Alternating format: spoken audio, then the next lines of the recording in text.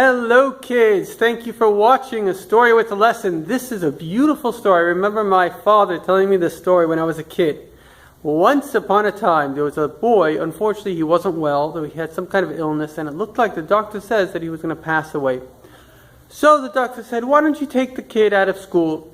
And the parents seemed to have been very wealthy. Why don't you take him around the world? Just have a good time with him. Who knows how long he's going to be here. So they lived in Switzerland and they went to New York. And in New York there was a mitzvah tank. That's where Chabad young men go and they ask people if they're Jewish and they offer them mitzvahs to do. And so this kid gets, he was unfortunately in a wheelchair, and his father gets offered, are you Jewish? He says, yes. Would you like to put on tefillin? So the father says, no, not really. So the kid says, Daddy, I'd like to see you in tefillin. So he says, okay, for his son. He loved his son very much. Let's put on tefillin. So they go inside and they put on tefillin.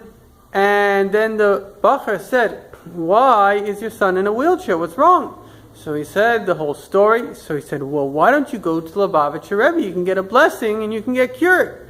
The man didn't really believe, but his wife was more a believer. So she says, yeah, that's a good idea. Let's do it. So off they went to the Rebbe, and the Rebbe did something very, very strange. He asked them to lift the boy's shirt, and he looked at the stomach, and he says, I don't see anything wrong with him. All I see is something small in his stomach, and if he keeps kosher, it will go away. And so, when they left the Yechidus, that private meeting, the man said, whoa, that was a bit weird. But the lady said, well, the Rebbe knows what he's talking about. So she said, let's take another x-ray, because the big sickness that they said was in his stomach, the Rebbe says he doesn't see it.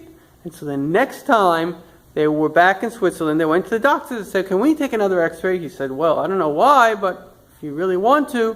And then the doctor came out, he was shaking his head. He says, I don't understand, because when I took the last x-ray, it showed a big problem, but now it shows there's only a tiny problem. I don't understand what happened. Well, you can guess what they started to do. They started to keep kosher, and it went away, and that whole family became religious.